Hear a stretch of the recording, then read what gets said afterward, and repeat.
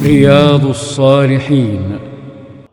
وعن أبي إبراهيم عبد الله بن أبي أوفى رضي الله عنهما أن رسول الله صلى الله عليه وسلم في بعض أيامه التي لقي فيها العدو انتظر حتى إذا مالت الشمس قام فيهم فقال: يا أيها الناس، لا تتمنوا لقاء العدو واسألوا الله العافية، فإذا لقيتموهم فاصبروا، واعلموا أن الجنة تحت ظلال السيوف.